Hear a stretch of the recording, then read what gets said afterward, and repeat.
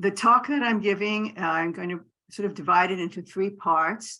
And the first part, I'll give a little bit about her history and the history of where she's from, with some of the information that we have about her, which is mostly from her, actually. The second part will be literary examples, things written by rabbis, by her father, by herself as well. And the last part will be what I call Asenath in the imagination, from more or less from, I'd say, from the 17th century until today. Okay, I should first and foremost tell you that this is not my discovery. This is, just a second. This is discovery first in the 1930s by some researchers, one named Yaakov Man, Simcha Asaf, Erich Breuer. Some of them were historians, some of them were anthropologists. And in the 1950s, there were researchers of Kurdistan who also got extremely interested into the life of Asenath, Avraham ben Yaakov, Yosef, Yoel, Rivlin, and Meir ben Ayahu. A word about Kurdistan. Geographically, it is located between Iran, Iraq, and Turkey. Turkey conquered Kurdistan in 1514, but following this, we have many rebellions and many local rulers and lots of fighting and infighting. Basically, what we have is a very unstable political situation, which is accompanied by a fairly unstable economic situation in Kurdistan in the 16th and 17th centuries. We have Jewishly, we have what was considered to be a spiritual decline and many migrations and movements of the Jews from place to place. And many of the Jewish communities found themselves without any leaders upon whom they could rely. Some of them tried to improve the situation or to at least relieve the situation. The most eminent one we know about was Rabbi Shmuel, the son of Netanel Halevi, Barzani. That's from the city of Barzan. So lots of last names in the Jewish world come from the location where they are from. And Rabbi Shmuel Barzani, he lived about from 1560 to 1630. He was from a rabbinic family, and he had a title. He had title of Adoni, the Sir. He had lived in Imadia, a city in Kurdistan, to Mosul, traveled about, and we know that he was a poet, quite a good poet, considered to be a healer and a miracle worker. But what's important for us is that he really wanted to try to improve the situation in Kurdistan, and to have much better leadership there. How was he going to do it?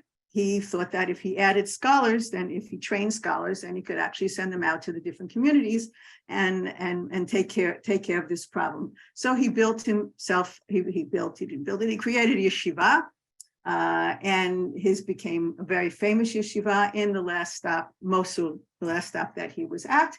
And he really trained young men to be faithful representatives of Jewish law and Jewish knowledge, and he sent them out, really hoping that the Kurdistani Jews would consult with them. And he more or less became the head of the Kurdistani Jewry, and was considered also to be a tzaddik, to be a holy man. He was extremely devoted to his yeshiva. We know he lived a very modest life. He didn't build himself a fancy place, to come to. But we do know that anytime there were contributions made, the contributions were for the yeshiva, for the students.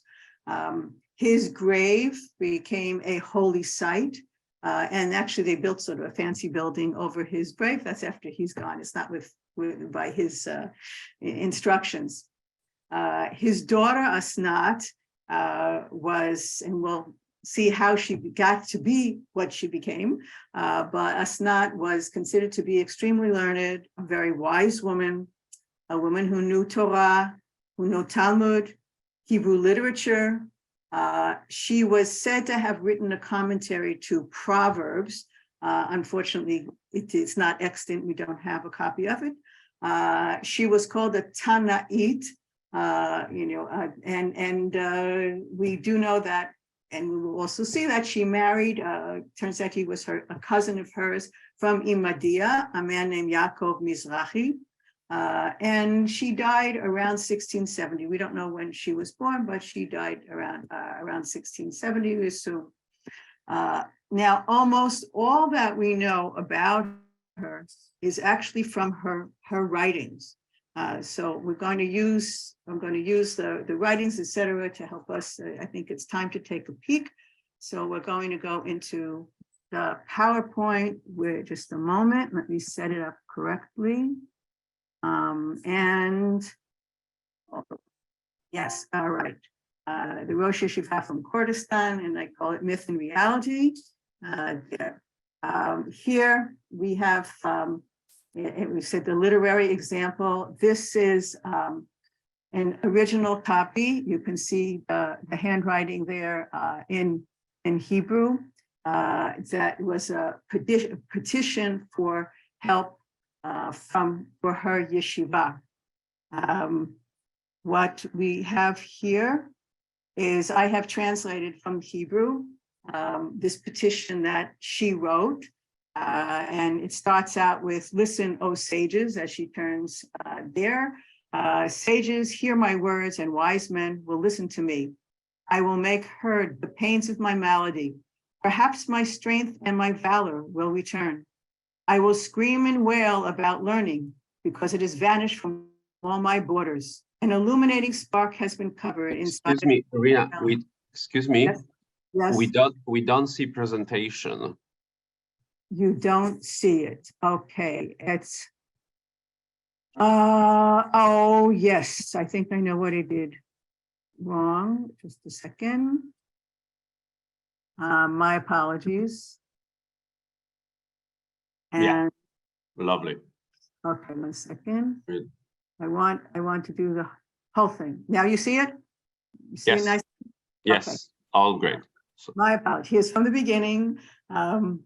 Title. This was, as I said, this was the copy of her actual of the handwriting of an original of the petition for help. And thank you for stopping me on time before I just kept going. And here is, it says on the top, Shimu Chachamim Milai, which is, hear, listen, O sages. And as underneath this now is my translation. Yes. Sages hear my words, and wise men will listen to me. I will make heard the pains of my malady. Perhaps my strength and my valor will return. I will scream and wail about learning, because it has vanished from all my borders. An illuminating spark has been covered inside a cloud dwelling in my assembly. The deep thinkers, wise men, and delvers into ideas are non-existent. The gates of understanding have closed. My ways and paths are unknown. This generation is gloomy. There is no preacher. I'll cry for my time and abandonment. I remain in a troubled situation. My hands and feet were tied. I measured pillars of earth. Then I will arrange judges in judgment of me. I also closed the breaches, midrash and prayer in the province. They disturbed my intellect. In the great confusion is my punishment that is upon me. I was presented as vapid. They removed my mantle and my cloak. And this is great. I called out, act graciously, my foe, woe is me. And to which of the holy ones shall I turn? To the generous who cure my ills? You righteous ones, please have compassion for the teaching of my God, my rock and my redeemer. Not for my glory or benefit is my crying and weeping, not for domestic need or for my clothing or my sustenance. So here we see this is just like our father did. I'm not asking for money for myself from my house for clothing, and we'll see how she was in pretty terrible shape. We will in a moment see that. But for the subsistence of the yeshivot, so that my strength will not be sapped from me, I will strengthen soldiers of learning. On this, my loins will fill the trembling. I will resurrect the fallen sukkah. I will remove all the barriers. And now I was, yes. And for this, every learned person will be in awe. The wise will also fear my words. Whether rich or poor, my foe will be sent to my heart and to my loin. Nothing helps, there is no support, not a brother among my saviors, but to the generous of Israel, to the mountains of your aid, I lift my voice. I don't know why it's responding. There we go. Okay, and this is blocking me all the time. Okay, there's something here blocking. You saved many who were cast to die. Release my chains so the ember of the mountain will not be extinguished, a lit spark in the purity of my mind. And to the mountains array of barren desert, and my soul lived because of me. Don't rush my tears, or my flutes will rejoice. I will succeed. I'll become great because I came with my request in writing.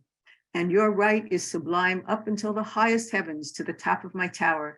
Your name will be engraved in the high heavens, the ray of your grandeur from my growth. If my students will be scattered throughout the world, what will become of my days and my nights? Therefore, hear me, righteous ones, people of justice, do listen to me. I know this is sort of grandiose and all, but in Hebrew, it's gorgeous. You could see how knowledgeable she and her father were to be able to have such, it's poetic and just quite amazing, right? My screen sharing is paused. Why? I have no idea. Today is resume share. Okay. And there we go. All right. Now, got all kinds of weird things on the top of my screen that I'm trying to get rid of, but don't know. All right. Yeah. So this is a translation from Asenath's description of her background, which is found in Mann's book in Hebrew. And here we really hear her speaking, and this is where we learn who she was. I never went outside. In this, I was a daughter of Israel's king, O sages. Now, those of you know who Hebrew, she said, Bat Melech Hayiti. Yeah, so that she never left the house, which was later became a reason for many men didn't let their daughters and wives out. But here she's saying this completely different reason. I was educated at the feet of the sages. I was tied to my father of blessed memory. I was never taught any craft except for the heavenly craft, to uphold what is written, and you will recite it day and night.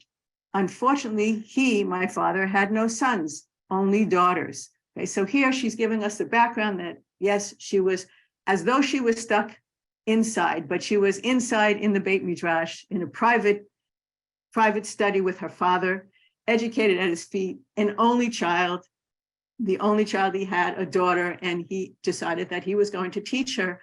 And so never taught any craft. And we're talking here in the Oriental world. I mean, the women would be embroidering, they would be, doing cooking, doing everything. And she said, no, I didn't learn anything. I only learned Torah. And then my favorite line here, of course, is indeed he adjured my partner of blessed memory. So by the time she's writing this, she is a widow, never to allow me to perform housework. I have to mention that there are those who say, oh, yes, it was in her ketubah. It was, she does not say it was inside her marriage contract, but it seems to me that when he made the arrangement for the marriage, he let her husband know that she's not going to be bothered doing housework because she is an incredible scholar. So here we've got her first giving us an idea of who she really is, and and what kind of amazing father that she had. I mean, not only that did he teach her, but he wanted her to continue even as a married woman, which again is quite unusual, and certainly unusual in Oriental countries. There, okay. It doesn't want me to move to my sharing. Wow, something. This. I'm sorry, I apologize, but for some reason, it's not wanting to let me go to the next one. I'll do a pause and I'll do a resume. And I think that's it. Somehow it just keeps. All right. So here is how Asenath became a Rosh Yeshiva. And so this is after having her husband promise not to have her do any work in the home. And thus he did as he was commanded. He was a good son-in-law. From the outside, the rabbi of, now when she's talking here, the rabbi of blessed memory, what happens is that her father brings in the chatan, the son-in-law, he brings in this relative who was his top student. And her father passes away, and Rabbi Shmuel passes away, and her husband takes over, Yaakov takes over. And so this is who she's talking about. Not her father, the rabbi of blessed memory, was preoccupied with his studies and had no time to teach the students. So even while her husband is the head of yeshiva, he is not teaching the students. He obviously was not a natural born teacher. He was just someone who just sat and wanted to have his head inside the books. So she said, so I taught them in his stead. So again, we have another amazing development that only daughter, fabulous education by a really erudite father who is incredibly open-minded and makes a deal with his son-in-law. And the son-in-law, who's obviously just busy sitting in the room studying, is fine with his wife running yeshiva. I was his true helpmate. And now, unfortunately, he has gone to eternal rest and left me and the children in grief. Okay, so we see that they had children. And here I will relate to you, and it is, okay, and here I will relate to you the matter of my troubles and my predicament. The evil Romans, here she means the Christians, in other words, the leaders, have caught and overwhelmed me. For when the rabbi of blessed memory passed away, the Qadi or judge sent men who seized my home. They obviously had debts. Her husband was not good at running yeshiva and obviously not good at getting donations. And the Qadi here sent men who seized their home so to take their home to I guess make payments. Those heretics took the key, and now listen what a horrible situation she was in, took the key and sold all my clothes and the clothes of my daughters, may their rock and creator be preserved, the books that were there in front of me, and left me with a debt of 100 piastres to plague me. So not only did she have everything confiscated by the judge and his men, but also had an additional debt, and she's in very bad shape now. I have no escape or refuge anywhere but the mercy of the heavens and your mercies. So take pity on me. So she's got God, and she's got to whomever she is turning to say, please, this isn't just a donation. This is absolutely necessary and imperative. So take pity on me for the sake of my father and the rabbi. May they both be of blessed memory. May neither their teachings or their names be in vain in these communities. And look, they built up these yeshiva, and the whole thing is everything's going to collapse if we don't get donations.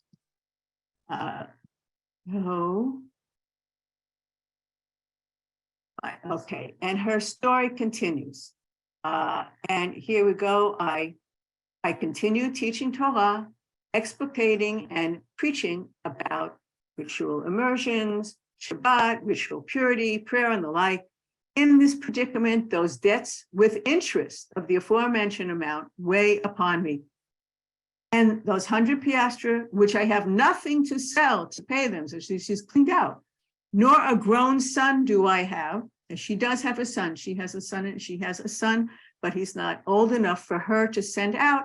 And normally what happens in a yeshiva, we have the schnorrers, we have the shlichim, they go out and they collect money, and they go from community to community to collect money for a yeshiva. They would come from Israel to Kurdistan to collect money. But she said, I don't have a messenger to represent me to travel from community to community. Also, it is not acceptable for a woman to travel from town to town. I would add to that, it's probably not advisable, because I imagine it was extremely dangerous for a woman to go out and travel from town to town. As it is written, all of the honor of the king's daughter is inside, Kol Kvuda Bat Melech Pnima, which again, we saw from before, dressed in gold brocade. Okay, so that's how we have the sort of how she became the Rosh Yeshiva, how basically, she's really in terrible, terrible shape. And what we have here is, I just left the Hebrew for those of you who can read the Hebrew and might be interested in seeing what she's got here. This is from a letter from Pinchas Harari. Pinchas Harari was a 17th century Kurdish rabbi, and he sent it to her, and it's just amazing. It says, go and kiss her hand, because she, and we will bow, because she is our mistress, meaning master, that kind of mistress, and to bow down to her. This is from the Psalms. And then again, he has all this is how he is turning to her in a letter. Your greatness, and with all the wonder, and then as the honor of our teacher, and it says Moratenu, not our female teacher, and our rabbi Asenath, and may she be preserved, and everything it teach about Asenath, who should be. It's just amazing that he's turning to her in the same way that he turned to the rabbis. The language is identical here, and it's just in the feminine, and it's quite amazing to see how he's giving her this phenomenal blessing, which he would have given to a male rabbi without thinking twice. Here, Virati, Yonati, Tamati. This is from the Song of Songs, from Shir HaShirim. Amati, Omanati, Tzitzi v'Tifrati, Imi Rabbanati, my mother, my teacher, who I remember her name. May God and be with her, and may her name grow. Amen. It should be like this forever. I mean, this is amazing to be able to find something like this. Now, next here I have, this is a photo this is a poem that was written by her father. And what we have is a letter that she was sending, but she was sending out. But it was very traditional that if you had someone else in your family who was eminent and erudite, then you would put in sort of as an opener, the first page, something written by them, so that you and you could show that you're continuing the family tradition, that you have that you have yichus, that you have connections, and so on and so forth. And here it's actually what's called a double acrosticon with the letters repeating themselves. And this is found in the library in the Jewish Theological Seminary. What I have here is a transcription of this opening poem.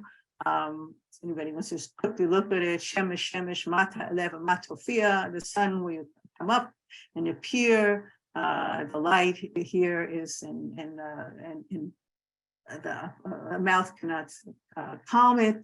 I'm not going to translate it all because this is her father, but you can see that we've got this is the double. This is his poem that she has put in here, but we then have, following this is her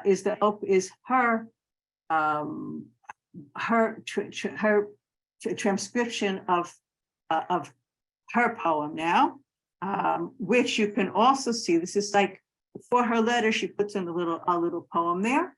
And it is all rhymed. You could see Ktavi, Kinori, Ugavi, and then she'll have afterwards Matzor, Natzor, Hetzor, Lahmi, Mimi, Goel, Ochel, Baniti, Hitzavti, Hekamti. Everything is totally rhymed here in absolutely beautiful, beautiful Hebrew, very, very high level.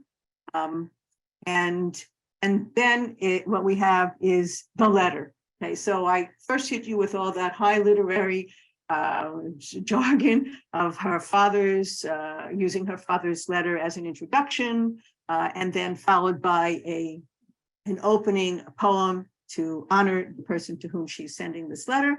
And now we've got her letter to a patron, which I have translated. And here it's, let it be made known to his honor of his Torah, of the matter of the letter that your honor sent to me with the etrogim. Okay, so what the story is that rather than to send her cash they would send items that could be sold. So this was obviously before Sukkot, before the holiday of Sukkot, and they sent her etrogim that she could sell them, and then she would have money for her yeshiva. But the UPS man did not come straight to her yeshiva, or at least she was inside teaching when he came, and some of her assistants were the ones who received the package. And then she says, they did not deliver the letter to me. So the etrogim came with the letter until Shabbat V'Yetzei Yaakov, which was weeks later. Since I saw it at such a late date, I was surprised and sent for my honored friend. And she's being facetious here because she's very, very angry at these two men who did not show her the letter, did not show her what had come from the patron, and did not show her the donation. And I assume that they were selling, who knows, maybe they were not so honest or just slovenly or just poor administrators. And to clarify the issue, but we argued about it. I asked him, what are you doing to me and why have you betrayed me? Now, her big problem here is that she needs to send out a thank you note immediately to let him know, one, it was received, and two, thank you, because otherwise she's not going to get another donation if she's not going to be gracious. So she is having an absolute conniption. And she says, how is it possible that the holy community of Anna, may God help it and protect it, sent me a letter? So this letter was from another community in Kurdistan that had said it. Sent me a letter before the holiday of Sukkot, and you hid this from me and did not inform me until now. By now, I would have sent them their answer. What a shame and what a disgrace. And she says, Oily, Bushali, my friend, and again, in quotes, air quotes, my friend said to me, it is not my fault, but was that of Mr. Musagalbi. It wasn't me, it was someone else who came up with this idea. He did not permit the letter to be delivered to you. He commanded me, do not reveal it to her until we see what the price of etrogim will be. And then we can inform her and we will deliver the letter to her. Obviously, this is a nefarious individual and never should have been allowed to be in charge of anything there, but she obviously did not know that he was so untrustworthy. And then she says, you won't find reasons with the elders or advice with the youth. And because I was forbidden to arrest you or to take the money from you by force, was this the consensus? No, how was I supposed to know what was going on? The mind of the inferior and deceivers, you plural, what you deliver this letter to me alone, then your will has all the time that the money fell into your hands, and later you would have given it to me. Okay, so she is extremely, extremely upset. I will say that this letter, which was in JTS, had not been known. It was discovered by a colleague of mine who worked in the National Library, who worked down in the manuscript room, Dr. Avram David. It was stuck in a microfilm in between two other non-related items. And at the time, I was actually teaching at Franklin and Marshall and got a letter from him saying, oh, there's something from this woman. Are you interested? Save it for me. So there it is. Now, the there's an article in Hebrew that my partner and I, Renée Melammed and I, he published this in Hebrew, in the original Hebrew, is in Chatzi Kolmos, which is a special writing that he's an expert in. And so he did that and I wrote the background. So here, this is what we have about her. This is what we know. But let's take a look at her in the imagination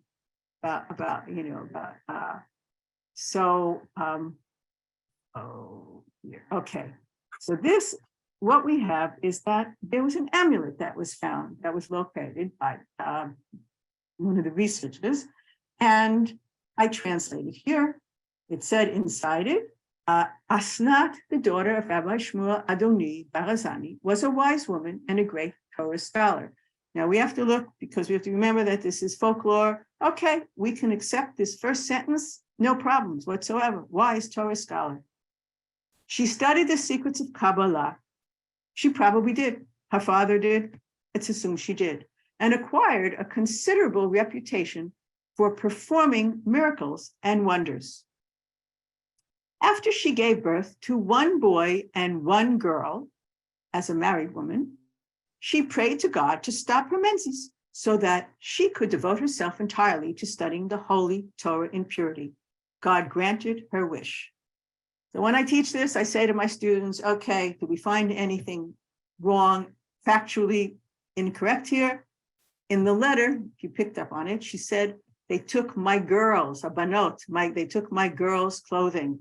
So we know that she had more than one girl. We know she had a boy, but so that this was made up, that they decided that someone who wrote this had trouble with the fact that she was a woman who was still fertile and was going to be a head of a yeshiva and whatnot. And so somehow, changed the reality of the situation to make her look even more powerful, because they're giving her a prayer that would do something supernatural, start at a young age to have her already without having menstruating anymore. But of course, the reason was so that she could do something holy and wonderful to devote herself to studying the Holy Torah. So this is our first, the amulet. Now, this is a much more interesting one. And Asenath was good looking and beautiful. Do we have any pictures of her? Do we know? You know what? I'm willing to let this go, because it's very interesting that I read about her father, and one of the scholars at the time said that her father was extremely charismatic and very good looking. So let's assume she was good looking because her father was good looking too. And so it happened that one day, Asenath went up to the roof to spread out the clothes from her laundry.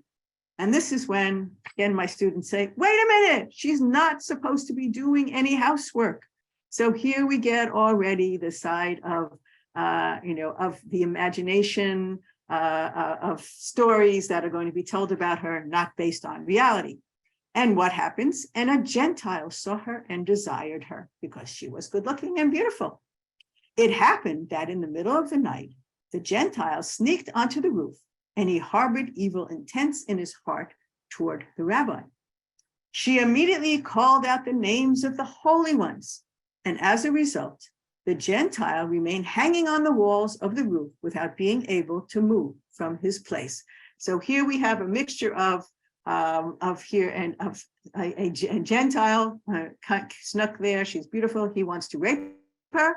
And because she is so talented in Kabbalah and knows all these names of the holy ones, and because God listens to her, she called out the names, and there was super glue, and he got stuck hanging on the walls without being able to move from his place. In the morning, so all night, this guy is stuck there, like a chameleon, reptile there. The event became public. A large crowd of people congregated and observed this marvelous sight. So this was something, gives something for everyone to talk about. The whole community comes out to see what's happening. all of their efforts to move the Gentile from his place were in vain. The incident came to the attention of the ruler, and this is ruler here we're talking about again, Padi, the ruler there, and he himself requested that Rabbanit Asenath release the Gentile. So can you imagine that the ruler has to come all the way to her house and say, please let him go? And she refused, as she told him. If this Gentile had come here in order to steal something from my household items, I would now be silent. Now, if he were just a run-of-the-mill thief, fine, I would be silent. But he came to me with the intent of doing moral harm, and therefore he will remain hanging in his place. And he came to rape me. This I do not forgive. Let him hang there. The ruler swore to her that if she released the sinful Gentile, he would be punished appropriately and he would be hanged publicly. At that moment, Asenath freed the non-Jew who was hanged from a tree. Here we just finished Purim, Haman, hanged from a tree, and everyone in the city saw this and was astonished.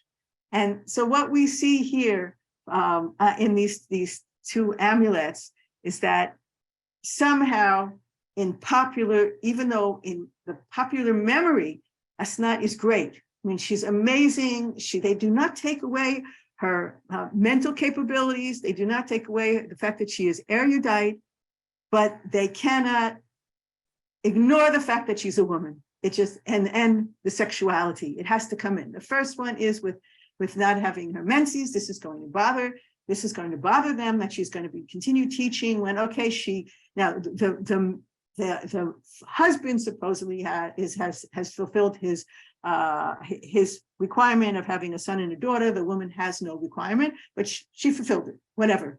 But this one is even way more extreme, because they're talking, yes, she's pretty, therefore if she's a pretty woman, then someone wants to rape her, and she's got to use her magic powers, and look at how amazing she was, that she doesn't say to the ruler, no problem, sure, okay, but she really takes him on. So they give her a tremendous amount of strength, a tremendous amount of insight and intelligence, but they're simply incapable, at least in the popular imagination, incapable of separating out the sexual aspect of her fact that she is a woman. So now we'll see some more, let's say some more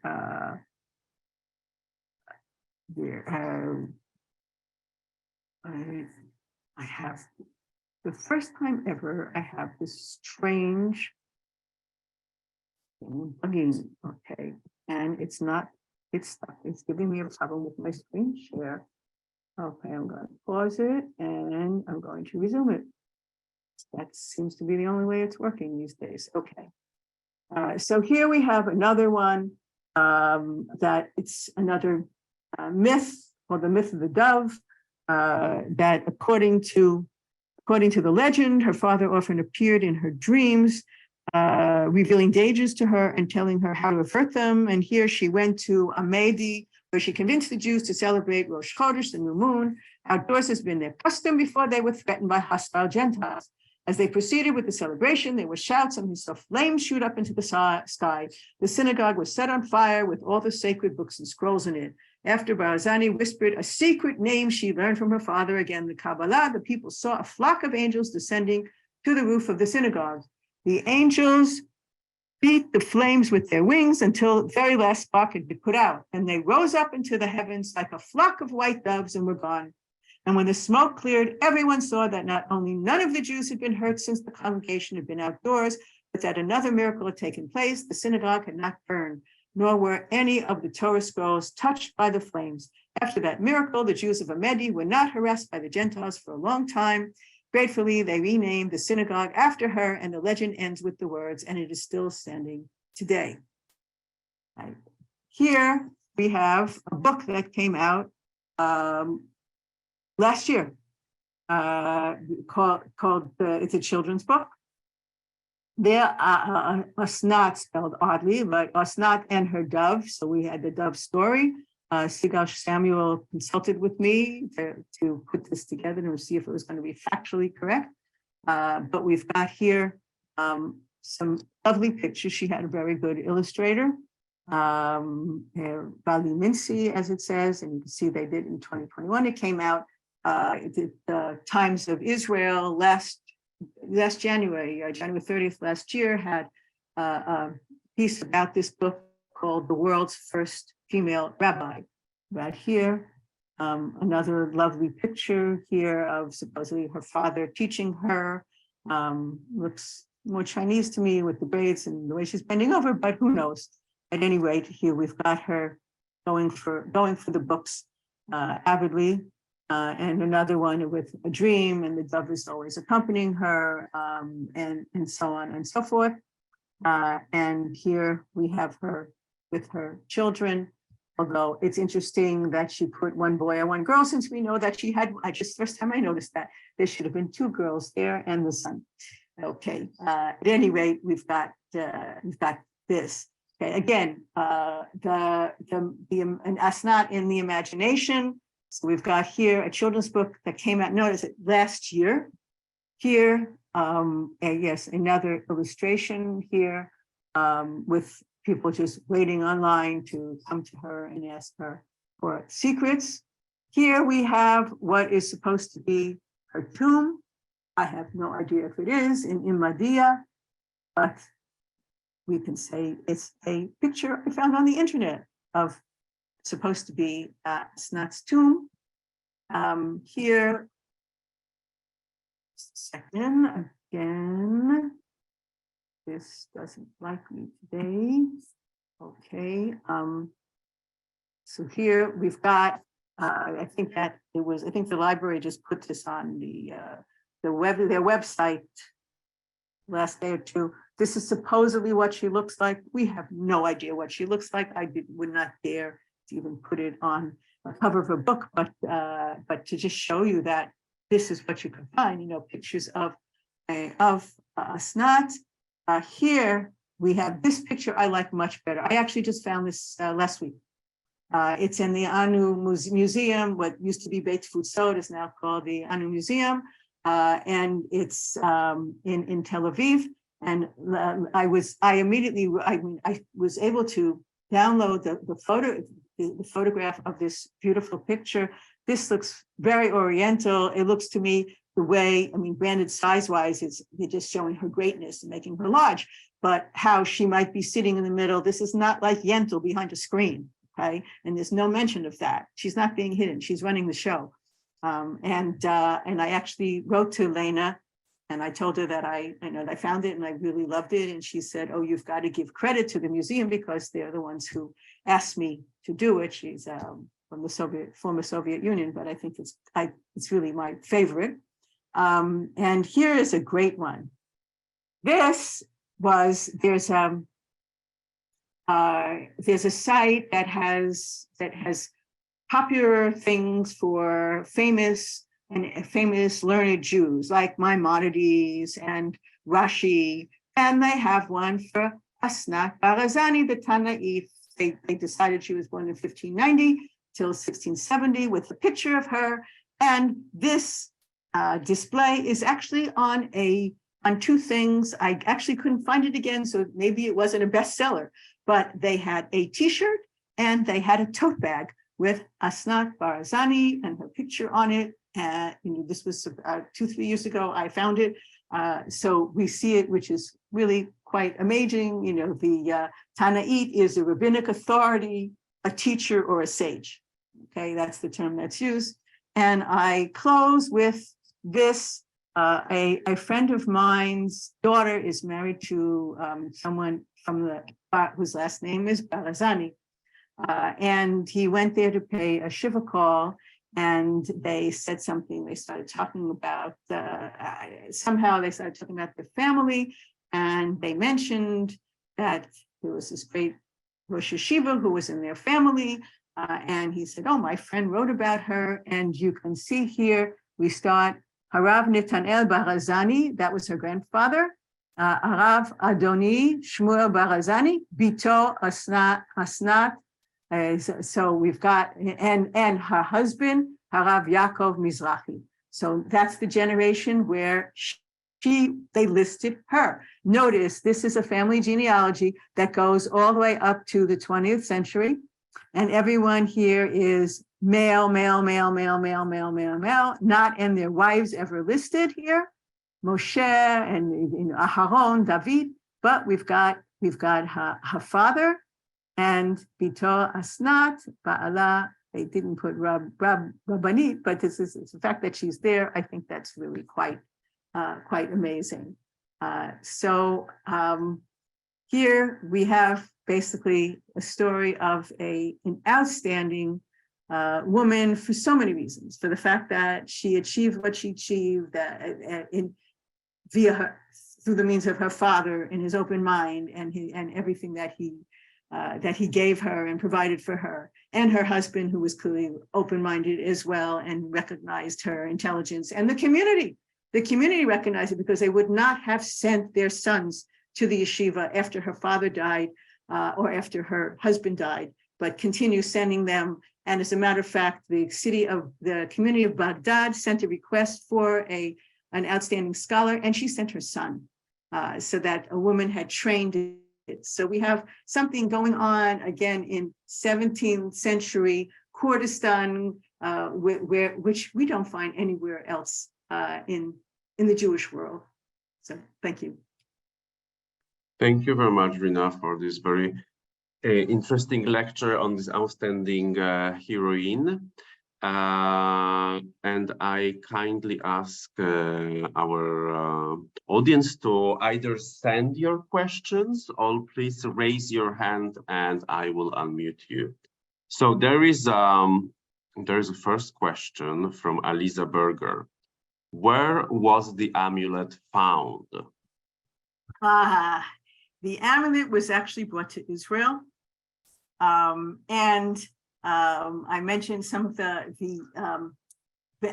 Avram ben Yaakov, who was I believe he was of a Kurdish Jew living in Tel Aviv.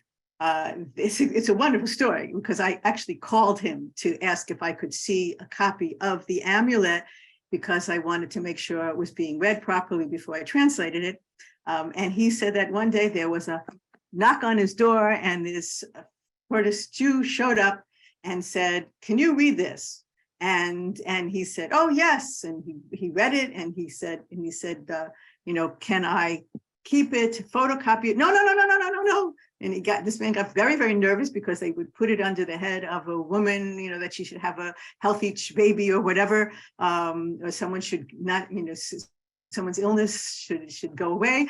And Ben Yaakov succeeded in just taking out a piece of paper and copying the two parts of the amulet, which he put in his book. And when I called him, he said, "I never found this man ever again." He just disappeared. Thank you. Anyone, please, do you have more questions? Unfortunately, we don't have many questions. I don't know why. Usually we have. Otherwise, please raise your hand and I will unmute you and you will be able to speak. Batya is asking, was the book translated into Hebrew? But What I book? I don't know which book. No, there was no book. I guess it's about this children book. Oh, the children's book? No, it was in California, came out last year in English. No. Okay.